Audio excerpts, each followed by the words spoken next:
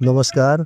देवरिया की आवाज रेडियो केसरी से प्रस्तुत है स्थानीय हालचाल। पहले मुख्य हालचाल। खाद को लेकर किसान हो रहे हैं परेशान। शराब तस्कर को पुलिस ने किया गिरफ्तार। वाहन चालक पर हमला से नाराज वाहन चालकों ने किया हड़ताल। सिपाही सहित 2 लोगों के घरों में चोरों ने दिया चोरी की घटना को अंजाम। और कोहरे के कारण 5 ट्रेनें कर दी गई रद्द। स्थानीय हालचाल के इस अंक के साथ मैं निकेत मिश्र। अब हालचाल विस्तार से। सदर प्रखंड के हाटा क्षेत्र में स्थित बहुउद्देशीय प्राथमिक साधन सहकारी समिति लंबे समय से बंद पड़ी है। समिति पर ताला लटका होने के कारण किसानों को खाद, बीज, कीटनाशक और अन्य आवश्यक कृषि सामग्री नहीं मिल पा रहा है, जिससे किसानों को परेशान होना पड़ता है। कई किसानों ने कहा कि बुआई और फसल की तैयारी के महत्वपूर्ण समय में समिति बंद होने से उन्हें निजी दुकानों से महंगे दामों पर कृषि सामग्री खरीदनी पड़ रही है। यह स्थिति किसानों पर अतिरिक्त आर्थिक बोझ बढ़ा रही है। हटनी पुलिस ने ऑपरेशन प्रहार के तहत मुखबिर की सूचना पर छापेमारी करते हुए 26 पेटी अवैध अंग्रेजी शराब के साथ एक तस्कर को गिरफ्तार किया है। बताया जा रहा है कि पुलिस ने रात्रि में वाहनों की जांच पड़ताल शुरू की थी। इसी दौरान मुखबिर की सूचना पर चांद पार अंग्रेजी शराब दुकान के पास से बिहार लेकर जा रहे 16 पेटी ऑफिसर चॉइस शराब के साथ अभियुक्त रंजन कुमार को गिरफ्तार किया है। यह आरोपी चोरमा थाना पकड़ी दयाल जिला पूर्वी चंपारण बिहार का निवासी है। इसके पास से पुलिस ने पकड़ी गई शराब को जब्त किया है और आरोपी पर आबकारी अधिनियम के तहत अभियोग पंजीकृत करते हुए इस पर नियमानुसार विधिक कार्रवाई शुरू कर दी है।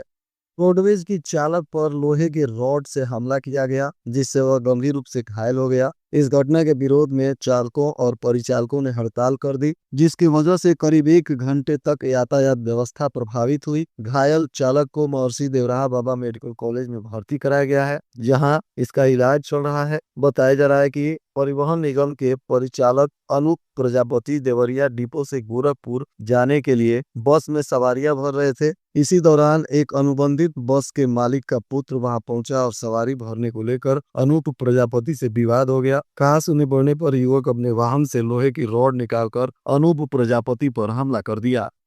लार थाना क्षेत्र के देवसिया गांव में बीती रात चोरों ने 2 घरों को निशाना बनाया। इनमें एक सिपाही का घर भी शामिल है। चोर लाखों रुपए के आभूषण, नगदी और अन्य कीमती सामान लेकर फरार हो गए। बताया जा रहा है कि जानकारी के बाद पुलिस मौके पर पहुंची और मामले की जांच कर रही है। पूरी वारदात सीसीटीवी कैमरे में भी कैद हो गई है, जिसके आधार पर पुलिस चोरों की पहचान करने में जुटी है। मामला देवसिया गांव के निवासी अविनाश चंद पांडे और उनके पड़ोसी राजकुमार गोड़ के मकान का बताया जा रहा है। दोनों का घर सटा हुआ है और चोरों ने दोनों के घरों में चोरी की घटना को अंजाम दिया है। जिले में ठंड की स्थिति अभी बहुत अच्छी नहीं है। सुबह घना कोहरा होने के कारण लोगों को भारी परेशानी और ठंड का सामना करना पड़ रहा है। विजिबिलिटी घटकर लगभग 1 मीटर तक पहुंच जा रही है, जिसके वजह से सर्दी भी काफी तेज लग रही है। मौसम विभाग के अनुसार शनिवार को न्यूनतम तापमान 7 डिग्री तक दर्ज किया गया और अधिकतम 22 डिग्री तक रहा। सुबह के समय सड़कों पर सन्नाटा पसरा रहा। घने कोहरे के कारण कई चालकों को भारी परेशानी हुई, तो वहीं बताया जा रहा है कि लगभग 5 ट्रेनों को रद्द भी किया गया, जिसकी वजह से स्टेशनों पर भी यात्रियों को परेशानी झेलनी पड़ी। ऑपरेशन कन्विक्शन के तहत जनपद पुलिस की प्रभावी पैरवी से बरहज थाने पर पंजीकृत एक मामले के आरोपी हैदर अली पुत्र निजामुद्दीन और इश्तेहार अहमद पुत्र तफाजुल राइन, फयाज राइन पुत्र तफाजुल राइन और सिस्टू उर्फ हैदर पुत्र इकबाल राइन, सन्नी साहनी पुत्र संतोष साहनी और शालू पुत्र नसीरुद्दीन, ये सभी पटेल नगर पश्चिमी कस्बा बरहज थाना बरहज के निवासी हैं। इनको अदालत में दोषी पाते हुए 10-10 वर्ष सश्रम कारावास और 10-10 हजार रुपए अर्थदंड की सजा सुनाई है। अदालत के सजा सुनाने के बाद सभी आरोपियों को गिरफ्तार कर जेल भेज दिया गया। इस सुरक्षा के बीच जनपद के 11 परीक्षा केंद्रों पर सहायक अध्यापक प्रशिक्षित स्नातक श्रेणी यानी टीजीटी की परीक्षा आयोजित की गई। यह परीक्षा 2 पालियों में आयोजित की गई। शांतिपूर्ण तरीके से सभी परीक्षा केंद्रों पर पुलिस ने परीक्षा को संपन्न करा लिया। दाता सूची के विशेष प्रगाढ़ पुनरीक्षण कार्यक्रम के तहत दावे और आपत्तियां प्राप्त किए जाने की प्रक्रिया 6 जनवरी से 6 फरवरी तक जारी रहेगी। यह जानकारी अपर जिलाधिकारी प्रशासन ने दी। उन्होंने कहा कि भारत निर्वाचन आयोग के निर्देशानुसार अर्हता तिथि 1 जनवरी 2026 के आधार पर विधानसभा निर्वाचन क्षेत्रों की निर्वाचक नामावलियों का विशेष पुनरीक्षण किया जा रहा है। बरियारपुर उपनगर के वार्ड नंबर 12 के साहू टोला में किशोरी की संदिग्ध परिस्थिति में हुई मौत के मामले में पोस्टमार्टम रिपोर्ट में फंदे से लटकने पर मौत होने की बात सामने आई है। उधर परिजन हत्या का आरोप लगा रहे हैं। पुलिस अब मामले की जांच कर रही है। बताते चले कि साहू टोला निवासी किशोरी नंदिनी मंगलवार की सुबह शौच के लिए निकली थी। इसी बीच घर वापस नहीं लौटी। काफी तलाश के बाद बुधवार एक पेड़ से किशोरी का शव लटका हुआ मिला।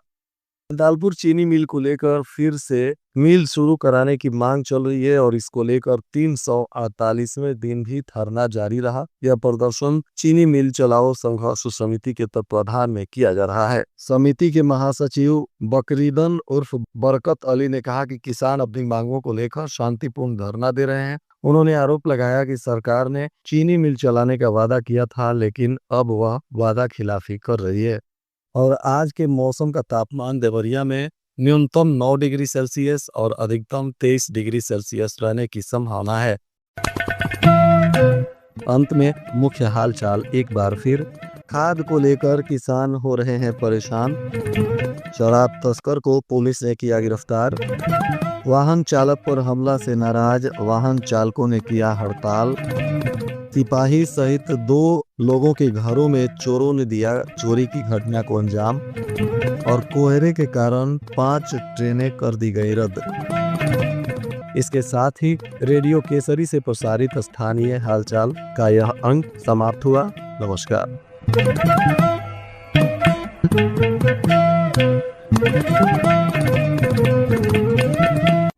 जवानी से अब तक हर जद्दोजहद का सामना हमने आपने डट कर किया है, लेकिन उम्र बढ़ने के साथ अक्सर खड़ी हो जाती है कई चुनौतियां।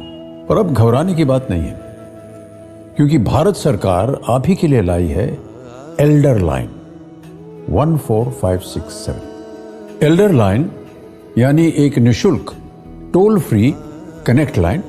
इसे अपना दोस्त, हमदर्द और मार्गदर्शक समझे। चाहे अनचाहे कोई आर्थिक, कानूनी, पारिवारिक, स्वास्थ्य संबंधी या भावनात्मक समस्या जैसे कि अकेलापन या चिंता फिक्र से जूझ रहे हो, तो बेझिझक एल्डर लाइन यानी 14567 पर आप कॉल कीजिए।